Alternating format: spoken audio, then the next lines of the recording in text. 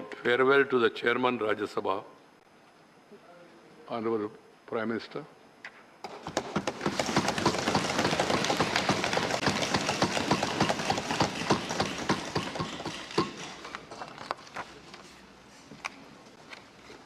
आदरणीय सभापति जी,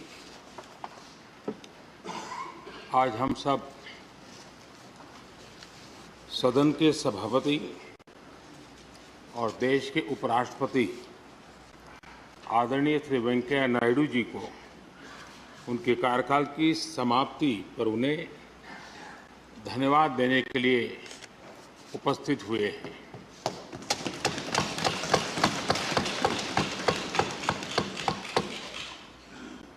ये इस सदन के लिए बहुत ही भावुक पल है।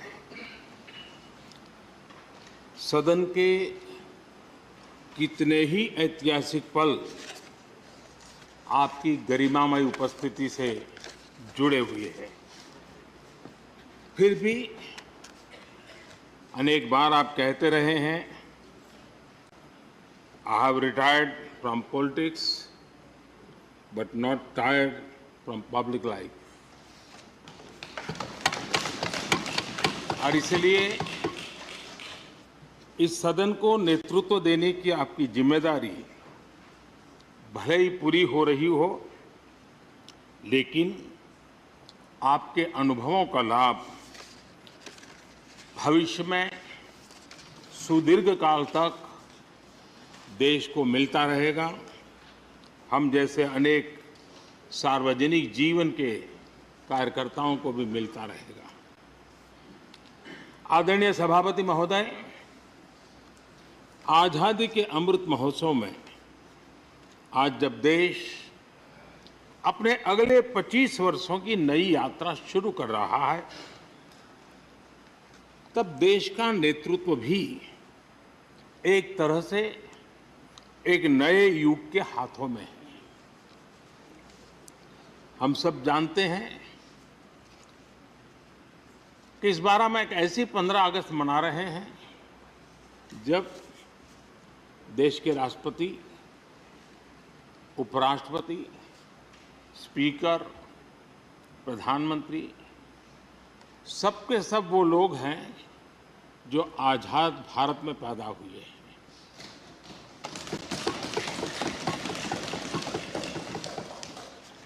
और सबके सब बहुत ही साधारण पृष्ठभूमि से आते हैं। मैं समझता हूं उसका अपना एक सांकेतिक महत्व है, साथ में देश के नए युग का एक प्रतीक भी है। आदरणीय सभापति महोदय, आप तो देश के एक ऐसे उपराष्ट्रपति हैं जिसने अपनी सभी भूमिकाओं में हमेशा युवाओं के लिए काम किया है। आपने सदन में भी हमेशा युवा सांसदों को आगे बढ़ाया, उन्हें प्रोत्साहन दिया। आप लगातार युवाओं के संवाद के लिए यूनिवर्सिटीज और इंस्टीट्यूशंस लगातार जाते रहे हैं। नई पीढ़ी के साथ आपका एक निरंतर कनेक्ट बना हुआ है और युवाओं को आपका मार्गदर्शन भी मिला है और युवा भी आपको मिलने के लिए हमेशा उत्सुक रहे हैं।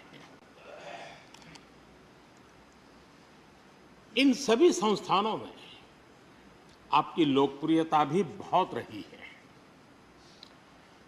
मुझे बताया गया कि वाइस प्रेसिडेंट के रूप में आपने सदन के बाहर जो भाषण दिए, उनमें करीब करीब 25% युवाओं के बीच में रहे हैं।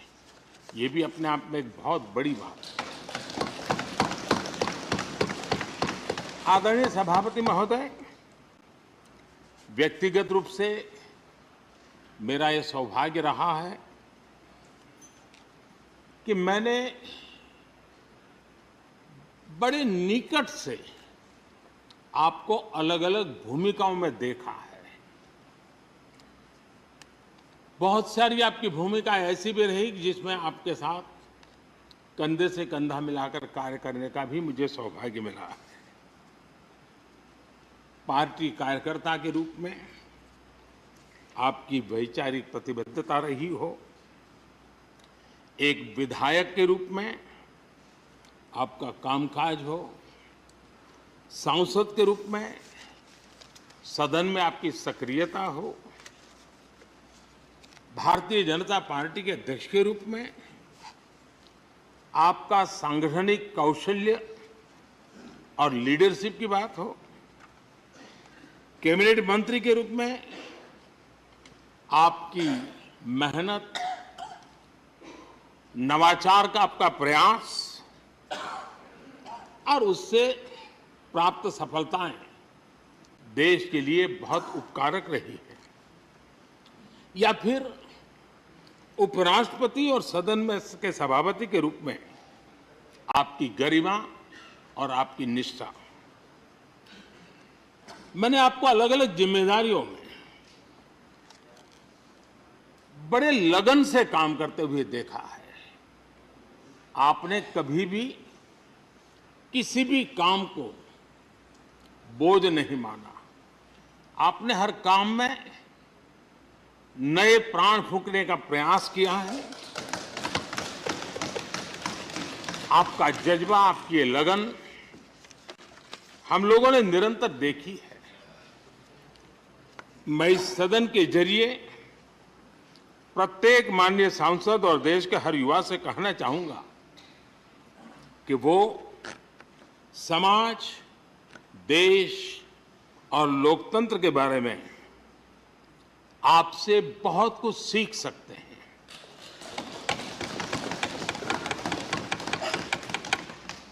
Listening, learning, leading, connecting, communicating, changing और रिफ्लेक्टिंग, रिकनेक्टिंग जैसी किताबें आपके बारे में बहुत कुछ बताती हैं।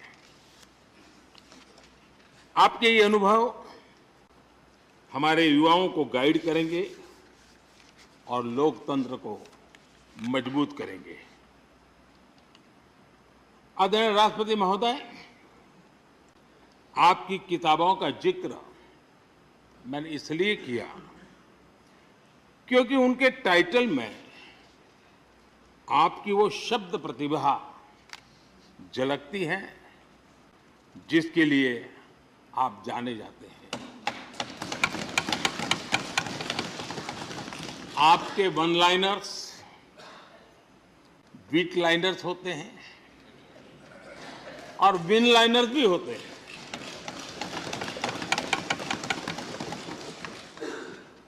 यानी उसके बाद कुछ और कहने की जरूरत ही नहीं रह जाती।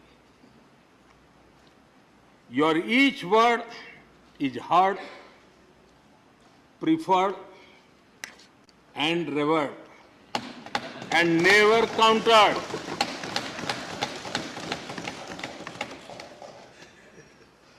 कैसे कोई अपनी भाषा की ताकत के रूप में और सहजता से इस सामर्थ्य के लिए जाना जाए और उस कौशल से स्थितियों को दिशा मोड़ने का सामर्थ्य रखे, सचमुच में आपके इस सामर्थ्य को मैं बधाई देता हूं।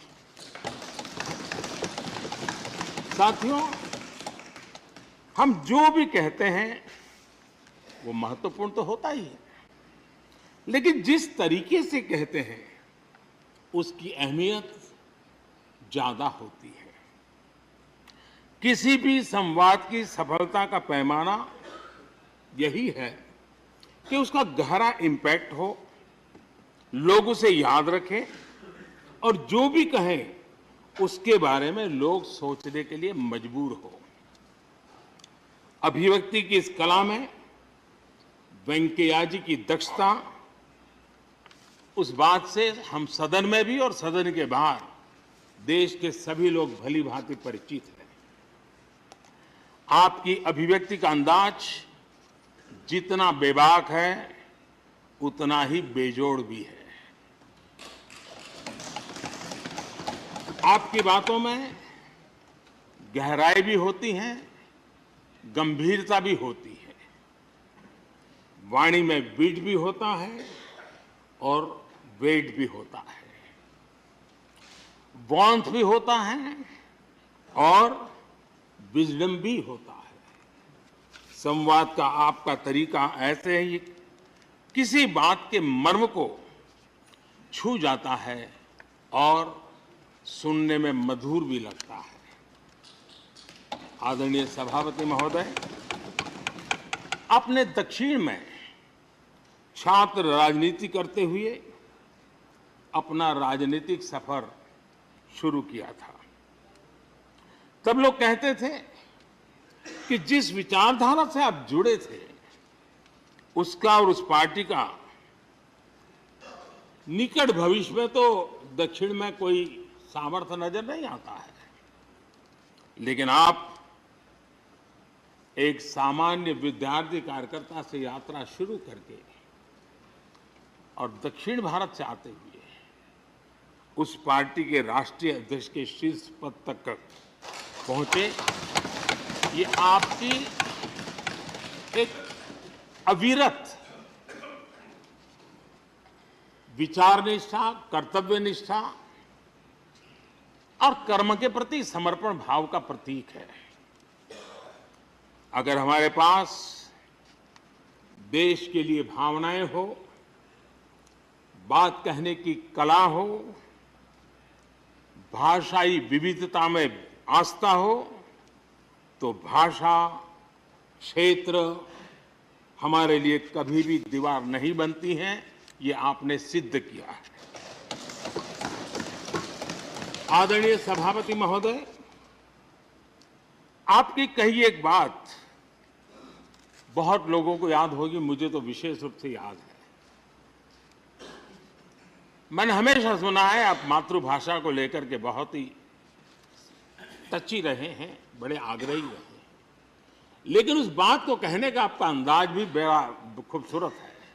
जब आप कहते हैं कि मातृभाषा आंखों की रोशनी की तरह होती है, मातृभाषा आंखों की रोशनी की तरह होती है, और आप आगे कहते हैं और दूसरी भाषा चश्मे की तरह होती है। ऐसी भावना हृदय की गहराई से ही बाहर आती है। वेंकैया जी की मौजूदगी में सदन की कार्रवाई के दौरान हर भारतीय भाषा को विशिष्ट अहमियत दी गई है। आपने सदन में सभी भारतीय भाषाओं को आगे बढ़ाने के लिए काम किया। सदन में हमारी सभी 22 शेड्यूल लैंग्वेज में कोई भी माननीय सदस्य बोल सकता है, उसका इंतजाम आपने किया। आपकी ये प्रतिभा, आपकी निष्ठा आगे भी सदन के लिए एक गाइड के रूप में हमेशा हमेशा काम करेगी। कैसे संसदीय और शिष्ट तरीके से भाषा की मर्यादा में कोई भी अपनी बात प्रभावी ढंग से कह सकता है, इसके लिए आप प्रेरणापुंज बने रहेंगे। आदरणीय सभापति महोदय, आपकी नेतृत्व क्षमता, आपके अनुशासन ने इस सदन की प्रतिबद्धता और प्रोडक्टिविटी को नई ऊंचाई दी है। आपके कार्यकाल के वर्षों में राज्यसभा की प्रोडक्टिविटी 70% बढ़ी है। सदन में सदस्यों की उपस्थिति बढ़ी है। इस दौरान करीब करीब 177 बिल पास हुए या उन पर चर्चा हुई, जो अपने आप में कीर्तिमान है। आपके मार्गदर्शन में ऐसे कितने ही कानून बने हैं जो आधुनिक भारत की संकल्पना को साकार कर रहे हैं। आपने कितने ही ऐसे निर्णय लिए हैं जो अपर हाउस की अपवर्ड जर्नी के लिए याद किए जाएंगे। सचिवालय के काम में और अधिक एफिशिएंसी लाने के लिए भी आपने एक समिति का भी गठन किया। इसी तरह राज्यसभा सचिवालय को सुव्यवस्थित करना, इंफॉर्मेशन टेक्नोलॉजी को बढ़ावा देना, पेपरलेस काम के लिए ई ऑफिस सिस्टम को लागू करना, आपके ऐसे कितने ही काम हैं जिनके जरिए उच्च सदन को एक नई ऊंचाई मिली है। आदरणीय सभापति महोदय, हमारे यहाँ शास्त्रों में कहा गया है, न सा सभा यत्र न सन्ति वृद्धा न ते ये न वदन्ति धर्मम। अर्थात जिस सभा में अनुभवी लोग होते हैं वही सभा होती है, और अनुभव लोग वही है जो धर्म यानी कर्तव्य की सीख दें। आपने मार्गदर्शन में राज्यसभा ने इन मानकों को पूरी गुणवत्ता से पूरा किया है। आप माननीय सदस्यों को निर्देश भी देते थे और उन्हें अपने अनुभवों का लाभ भी देते थे, और अनुशासन को ध्यान में रखते हुए प्यार से डांटते भी थे। मुझे विश्वास है कि किसी भी सदस्य ने आपके किसी भी शब्द को कभी अन्यथा नहीं लिया। ये पूंजी तब पैदा होती है जब व्यक्तिगत जीवन में आप उन आदर्शों और मानकों का पालन करते हैं। आपने हमेशा इस बात पर बल दिया कि संसद में व्यवधान एक सीमा के बाद सदन की अवमानना के बराबर होता है। मैं आपके इन मानकों में लोकतंत्र की परिपक्वता को देखता हूं। पहले समझा जाता था कि अगर सदन में चर्चा के दौरान शोरगुल होने लगे तो कार्यवाही को स्थगित कर दिया जाता है, लेकिन आपने संवाद, संपर्क और समन्वय के जरिए न सिर्फ सदन को संचालित किया बल्कि उसे प्रोडक्टिव भी बनाया। सदन की कार्यवाही के दौरान जब सदस्यों के बीच कभी टकराव की परिस्थिति पैदा होती थी तो आपसे बार बार सुनने को मिलता था, let the government propose, let the opposition oppose and let the house dispose. इस सदन को दूसरे सदन से आए विधेयकों पर निश्चित रूप से सहमति या असहमति का अधिकार है। यह सदन उन्हें पास कर सकता है, रिजेक्ट कर सकता है या अमेंड कर सकता है, पर उन्हें रोकने की, बाधित करने की परिकल्पना हमारे लोकतंत्र में नहीं है। आदरणीय सभापति महोदय, हमारी तमाम सहमतियों और असहमतियों के बावजूद आज आपको विदाई देने के लिए सदन के सभी सदस्य एक साथ उपस्थित हैं। यही हमारे लोकतंत्र की खूबसूरती है। ये आपके लिए इस सदन के सम्मान का उदाहरण है। मैं आशा करता हूं कि आपके कार्य, आपके अनुभव आगे सभी सदस्यों को जरूर प्रेरणा देंगे। अपने विशिष्ट तरीके से आपने सदन चलाने के लिए ऐसे मानदंड स्थापित किए हैं जो आगे इस पद पर आसीन होने वालों को प्रेरित करते रहेंगे। जो लेगेसी आपने स्थापित की है, राज्यसभा उसका अनुसरण करेगी, देश के प्रति अपनी जवाबदेही के अनुसार कार्य करेगी। इसी विश्वास के साथ आपको पूरे सदन की तरफ से, मेरी तरफ से अनेक अनेक शुभकामनाएं देता हूं और आपने देश के लिए जो कुछ भी किया है, इस सदन के लिए जो कुछ भी किया है, इसके लिए सबकी तरफ से ऋण स्वीकार करते हुए मैं आपका धन्यवाद करता हूं। बहुत बहुत शुभकामनाएं।